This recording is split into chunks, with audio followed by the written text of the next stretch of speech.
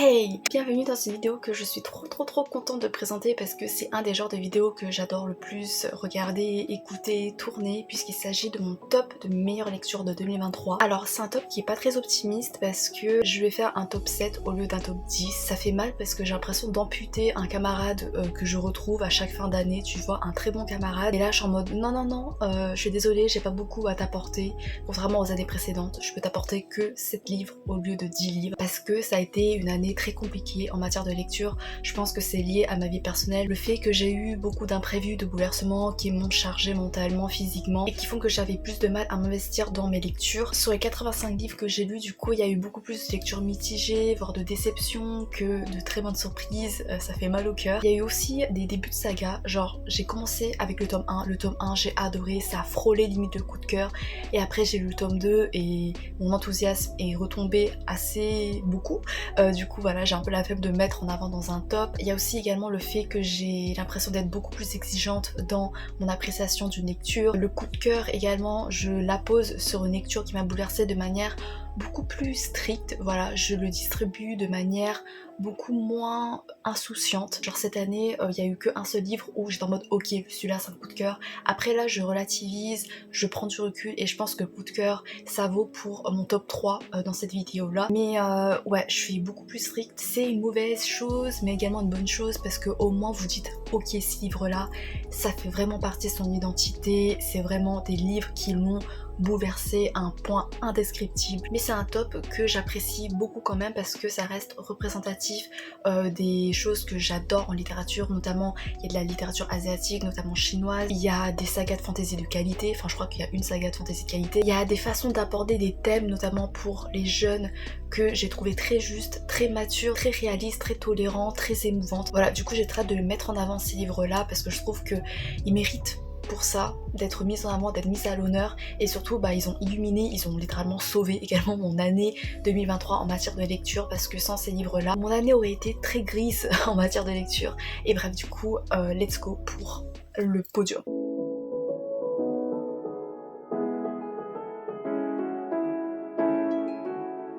En 7ème position, c'est un livre assez particulier parce que je le lis en chinois, il n'est disponible ni en anglais ni en français, mais j'ose espérer que ce n'est qu'une question de temps parce que c'est un best-seller sud-coréen. Il s'agit de Uncanny Convenience Store de Kim Ho-yeon. C'est un best-seller sud-coréen où on se situe dans un convenience store. Alors un convenience store c'est quoi? C'est une supérette ouverte H24, 7 jours sur 7, où tu peux acheter à manger n'importe quand, qui se situe je crois à peu près partout en Asie. Dans ce livre là, à chaque chapitre on a des tranches de vie différentes de différents individus qui vont d'une façon ou d'une autre entrer dans ce convenience store, notamment de nuit parce que on a un employé de nuit qui revient à chaque chapitre et qui est le point de repère de chacun de ces chapitres là. Et cet employé là il est assez particulier parce que avant c'est un SDF, alcoolo, qui a perdu la mémoire, du coup vraiment il est paumé dans sa vie et il va se reconstruire dans ce lieu de vie là. Ce lieu qui est un lieu passager, tu vois, genre c'est un lieu de transition, c'est pas un lieu qui va te marquer dans la vie, mais cet employé là, par son caractère qui est à la fois maladroit, sincère, bourru, qui est très émouvant humainement, va réussir à transformer ce lieu de passage en un lieu qui compte dans la vie de d'autres personnages, de d'autres inconnus, parce qu'il arrive à transformer ce lieu en un lieu de confort où les individus qui sont à un point de leur vie où ils ont l'impression d'être paumés, de pas valoir grand chose dans leur vie ou quoi, ils vont se sentir acceptés et attendus dans ce lieu-là, même pendant un moment éphémère, tu vois. Parce que ici, ça met en avant également la préciosité des relations éphémères, le fait que voilà, tu vas pas développer une amitié grandiose avec cet employé, avec ce lieu de vie-là, mais qu'à un moment donné dans ta vie, ça t'a aidé.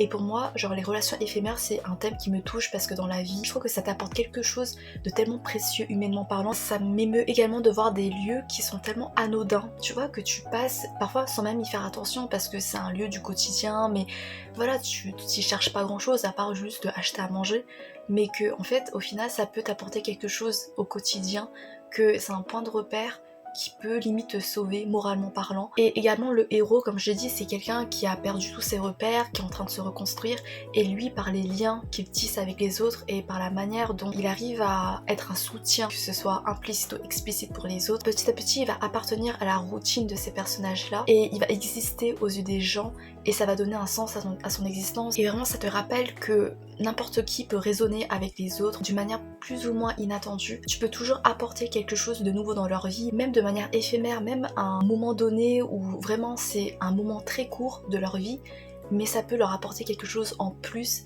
qui fait que ça va leur donner le courage d'avancer dans leur propre vie. Et même si tu te sépares, genre ça va quand même être quelque chose, un symbolisme en quelque sorte dans leur vie qui va rester. Et tout le monde peut apporter ce genre de choses à leur échelle. C'est vraiment la beauté de l'humanité et la beauté des liens sociaux. Et je trouve que c'est magnifiquement bien retranscrit dedans. Je l'ai pas fini parce que c'est en chinois et mon niveau de chinois en ce moment c'est assez branlant. Mais j'aime beaucoup et je suis amoureuse du héros également parce que il a ce mix de douceur, de maladresse, de sincérité. Il veut bien faire mais en même temps il a des actions un peu bourrues, un peu brutes, tu vois, mais contre son gré. Et il essaye de patauger un peu, tu vois, pour aider les autres. Et c'est trop mignon, il est trop mignon, il est trop précieux. Bref, je l'adore, j'adore ce livre et j'espère le finir en 2024. Et j'ai également le tome 2, du coup je suis trop contente. Voilà, du coup je vous conseille en avance au cas où si en 2024 ou en 2025 ça arrive à être traduit, publié en anglais au moins, parce que je trouve que ça vaut le coup. Et quand j'étais à Taïwan, là où j'ai acheté le livre, c'était très mis en avant. Du coup c'est vraiment un best-seller qui est apprécié. Et j'aime trop parce que ce genre de slice of life, vraiment cocooning, pas prise de tête, où tu t'attaches à des relations entre personnages, en amitié, ou même pas en amitié, mais juste des relations comme j'ai dit éphémères, ça fait tellement du bien, c'est tellement bien retranscrit. Et voilà, du coup j'espère vraiment que vous aurez l'opportunité de découvrir.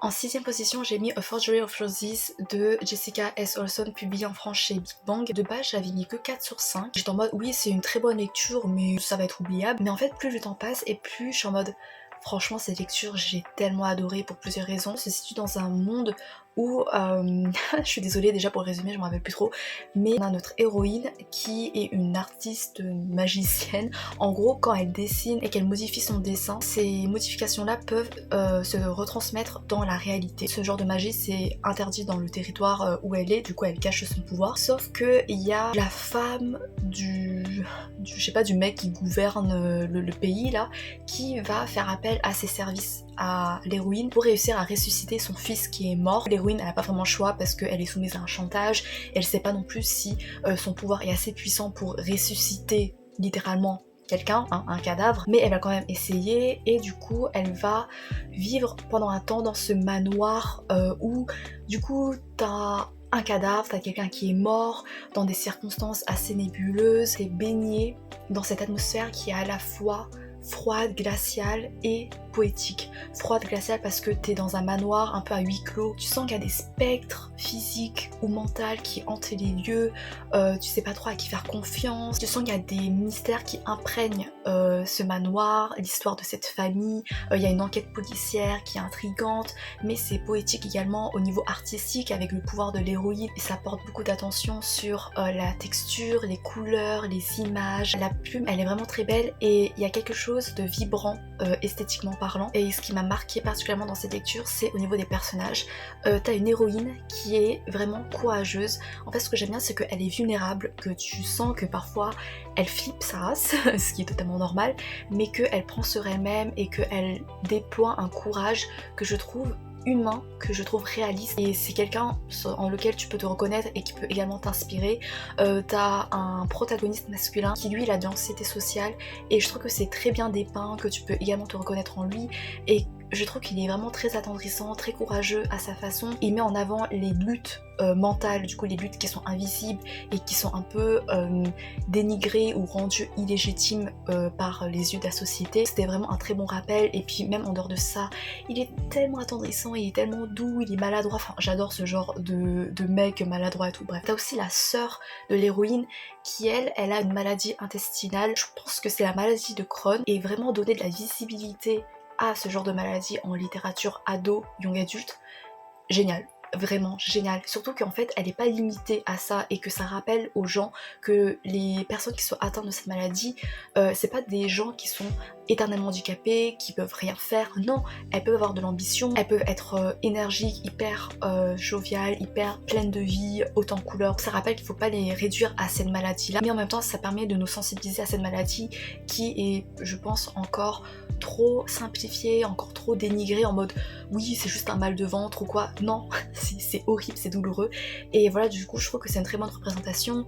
Et au niveau des relations également, t'as la relation entre les deux sœurs, du coup l'héroïne avec sa sœur qui est vraiment très forte parce que c'est cette relation là qui arrive à nourrir le courage de l'héroïne pour avancer dans cette enquête morbide et tout. Et ce qui m'a également marqué, c'est la romance parce que d'habitude j'aime pas la romance, je me lasse ou alors dans le meilleur des cas je m'en fous. Mais là j'ai été tenue en haleine, j'ai été attendrie par la tension entre les deux tourtereaux parce qu'ils sont juste trop mignons. Comme j'ai dit, il y a cette maladresse, il y a ce respect mutuel, ils essaient de se comprendre, c'est trop mignon. Ça me marquait parce que c'est rare que ça ne gâche pas mon expérience de lecture. Voilà, je vous reporte à ma vidéo flop où là vraiment les romances comme vous pouvez le voir ça me gâche très facilement ma lecture.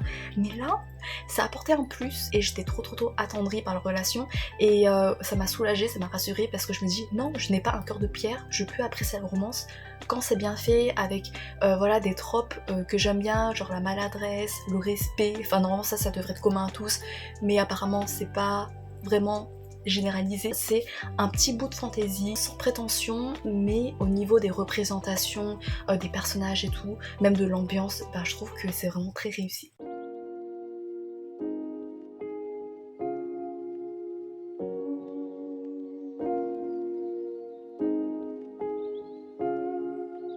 En cinquième position, j'ai mis Songeant à mon père de Yen Yen Ke, publié chez les éditions Piquet, qui est un livre autobiographique chinois où l'auteur revient sur son enfance, sur des anecdotes de sa jeunesse et notamment des portraits de membres de sa famille qui ont été importants, marquants dans sa jeunesse. Ce qui m'a particulièrement plu, c'est notamment justement le portrait des membres de sa famille qui est fait à travers des anecdotes avec beaucoup de pudeur, avec une plume qui est assez épurée pour mettre en avant les qualités des membres de sa famille.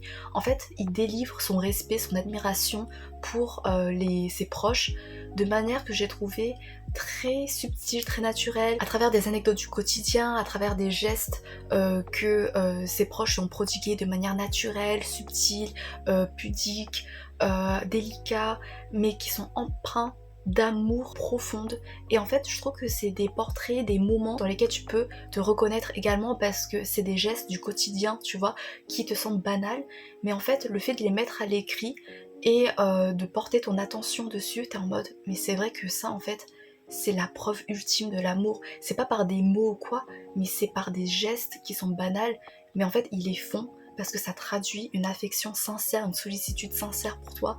Et j'ai ressenti au plus profond de la plume de l'auteur. Et en fait, tu sens que même si l'auteur, voilà, il le dit pas de manière explicite, mais la manière dont il décrit ces gestes-là, tu sens à quel point il est honoré, à quel point il a ému, il est conscient de la valeur de ces moments, de ces gestes que ses proches lui ont prodigués. Et notamment dans la deuxième partie, il va consacrer un chapitre entier à son père. Ce chapitre-là, c'est une forme de deuil qu'il fait vis-à-vis de son père. C'est un deuil qui est énormément personnel, qui est très brute, très déroutante par la sincérité très intime qu'il y met. Il va pas du tout diluer ce que lui, il est par rapport à son père, ses fautes, son impression d'avoir été un échec en tant que fils parce que il se dit qu'il n'a pas été à la hauteur de tous les efforts que son père lui a fait pour l'élever. Lui, il cherche pas l'apitoiement, tu vois, il cherche pas la pitié du lecteur, il énonce comme ça de manière sincère, en mode c'est comme ça que je suis. Et la manière dont il se livre comme ça, d'une manière tellement sans filtre, de manière brute, je me dis waouh, la sincérité, parce que c'est des sentiments qui sont très humains, mais moi je n'oserais pas les livrer comme ça dans un ouvrage publié. Je trouvais que cette sincérité démontrait la profondeur de son lien avec son père, dans toute sa complexité, toutes ses nuances, tous ses tourments psychologiques et tout, de manière vraiment très humaine et très émouvante. J'ai très hâte de lire d'autres livres de l'auteur parce que même sa plume, elle est poétique, elle est épurée, tu vois, il n'y a pas forcément beaucoup d'images, mais il y a une humanité dedans qui fait que ça te touche en plein cœur. C'était vraiment très beau en fait. Voilà, c'est tout.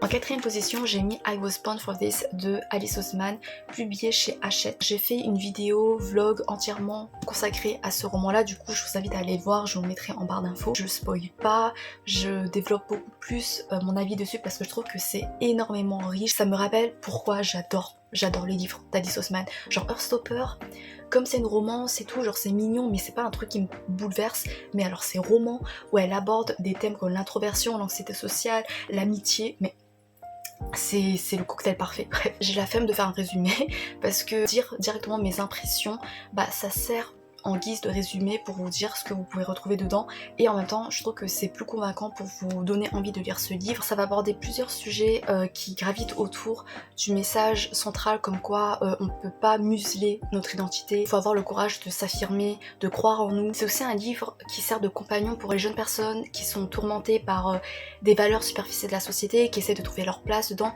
et c'est un rappel à ces jeunes là de ne pas se laisser altérer, aliéner par ce genre de valeurs, pour rester fidèle à qui on est et complètement assumer notre identité. Il y a également le sujet d'être fan, genre d'être fan d'un boys band ou quoi, qui est très présent parce que c'est au cœur de l'intrigue. Et Alice Oseman va prendre le temps de déconstruire l'image très cliché de la fangirl hystérique qui est intéressée par un boys band juste pour des raisons superficielles. Non, genre elle va mettre en avant la beauté de cette passion-là, pourquoi on peut être aussi dévoué pour un boys band, pour un groupe de musique, parce que voilà, ça va résonner en nous de manière très profonde avec nos valeurs, ça va être un lieu de confort, ça va nous donner le courage justement de nous affirmer, de construire notre identité, et en même temps ça va également poser les limites justement du fait d'être fan, parce que ça peut servir d'aliénation à notre identité parce que on se plonge dedans sans avoir le courage de se recentrer sur nous-mêmes. Et je trouve que c'est un roman qui est beaucoup plus mature, beaucoup plus pragmatique que les autres romans qu'Alice Oseman a écrits,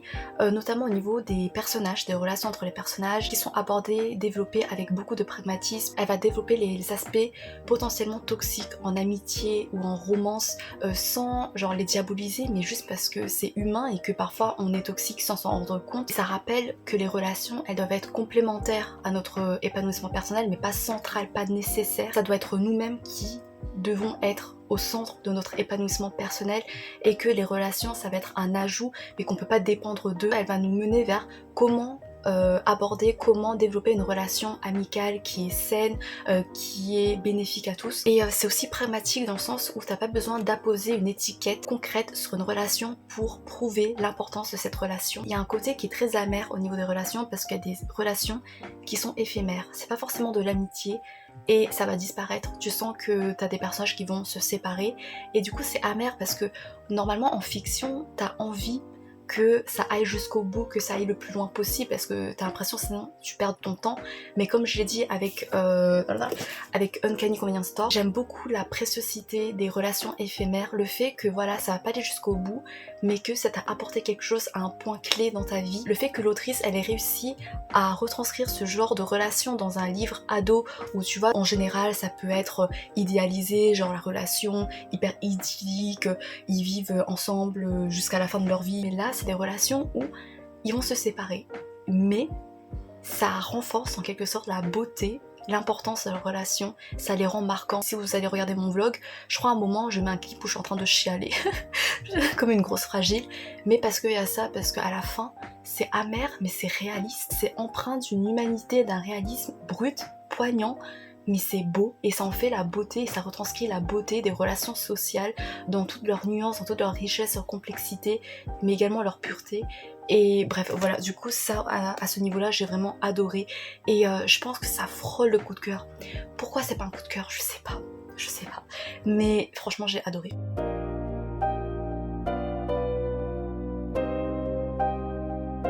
Le top 3. Pour le numéro 3, je n'ai pas eu de coup de cœur sur le coup pour les tomes, mais j'ai eu un coup de cœur avec du recul pour l'ensemble des tomes et je pense que j'ai quand même eu un coup de cœur pour le tome 2.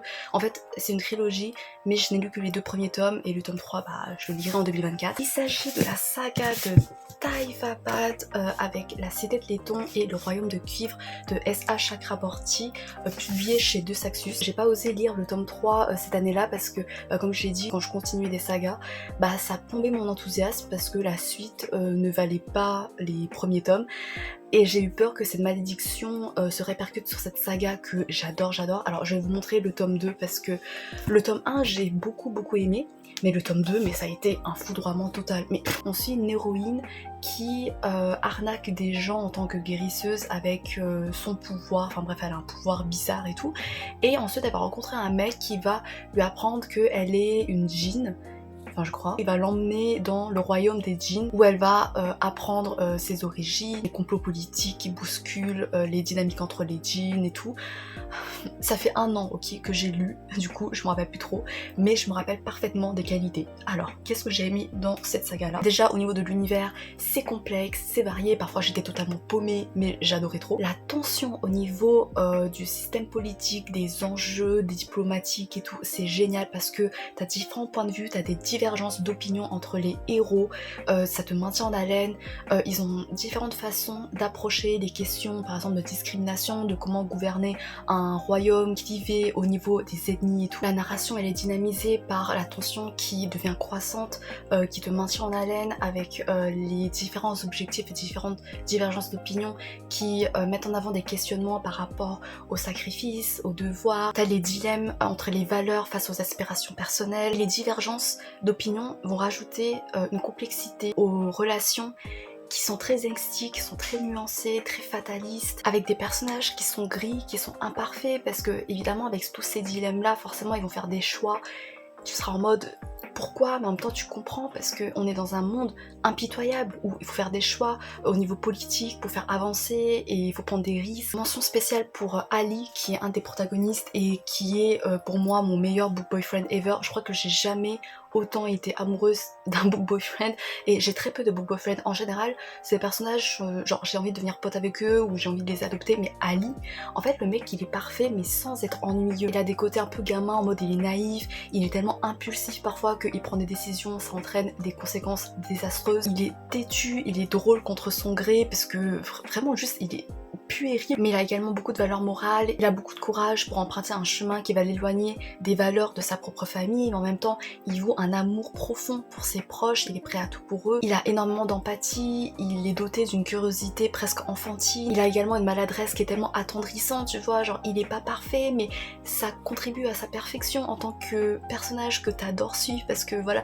et il est hyper badass, enfin bref il sait se battre et tout, il est parfait. Au niveau de la romance, alors dans le tome 1 ça m'avait saoulé, mais en fait c'est justifié dans le tome 2 parce que ça gagne en réalisme, en humanité, ça sert à un propos qui une fois est très fataliste et qui est très audacieux je trouve, et après t'as une autre romance qui se développe avec, en fait c'est un triangle amoureux quoi, et t'as une autre romance qui se développe, et cette romance là c'est un slow burn que j'adore. J'ai pleuré pour des moments romantiques, j'arrivais pas à y croire, j'étais en mode mais qu'est-ce qui m'arrive alors que normalement je m'en fous, mais là juste c'était tellement bien amené, c'était délicat, c'était épuré, c'était doux, c'était attendrissant. Et du coup bah j'ai pleuré. Et la fin du tome 2, mais ça te tient en haleine. En fait la fin du tome 1 aussi, elle est génialissime, mais la fin du tome 2, mais j'en pouvais plus, genre j'étais en mode mais il y a des personnages que j'adore qui vont mourir, il y a ce genre de dilemme, il y a ce genre de conflit, il y a des retrouvailles, il y a des trucs qui...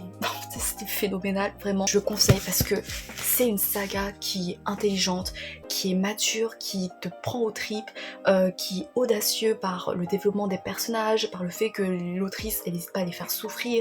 C'est trop génial et j'adore aussi la dimension humaine avec les relations que j'ai trouvé attendrissantes, avec les amitiés, la petite romance qui prend son temps, qui est trop cool, avec les relations familiales qui sont déchirées par les conflits entre les valeurs, les aspirations personnelles, l'amour et tout. Bref, c'est génialissime, ça complexifie de manière tellement mature. Je me répète, c'est ça? Oui, je me répète. Mais bref, je conseille.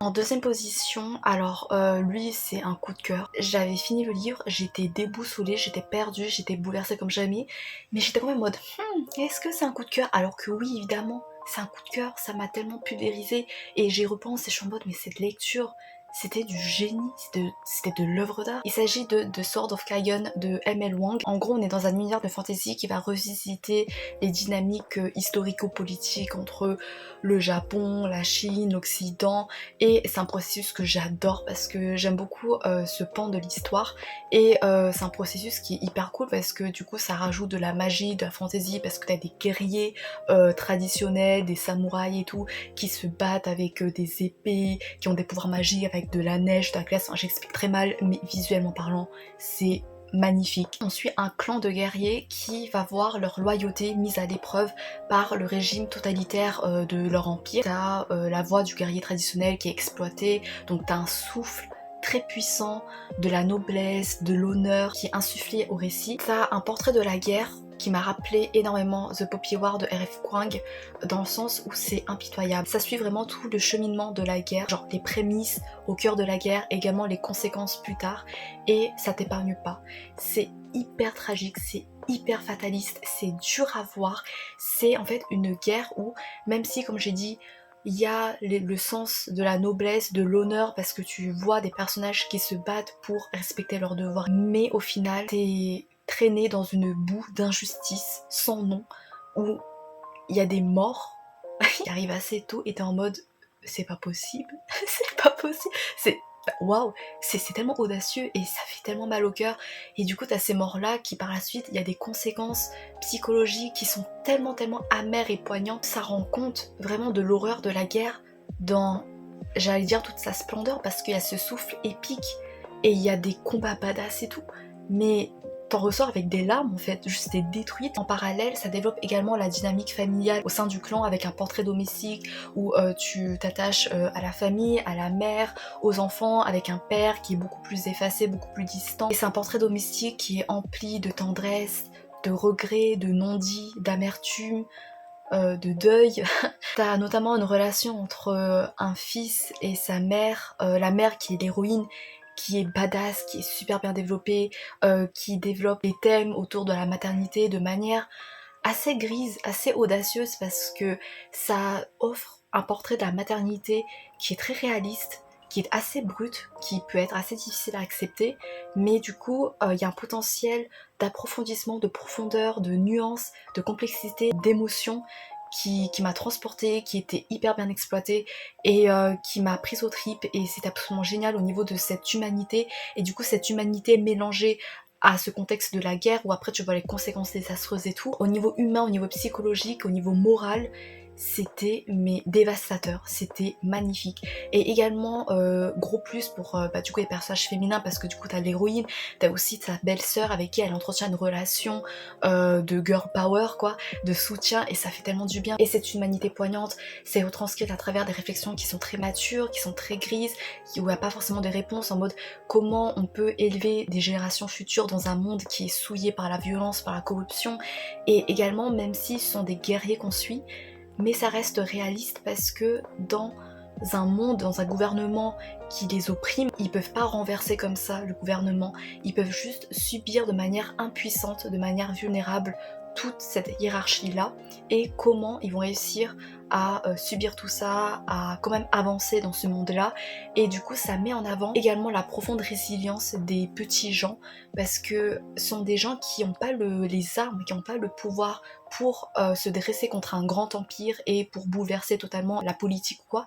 Non, ils peuvent juste vivre à leur échelle, mais comment ils vont réussir à se remettre de tout ça à leur échelle, et du coup ça met en avant vraiment leur force mentale. Et du coup t'as ce réalisme, avec le réalisme de la guerre, avec le réalisme de la famille, des sentiments et tout, qui font que c'est un récit qui m'a terriblement touchée, terriblement bouleversée par toute cette humanité dans laquelle tu peux te reconnaître malgré le contexte hyper barbare. Je conseille ce roman qui te transporte par sa noblesse, par son épicness, par sa mélancolie, son amertume, son humanité juste, et bref.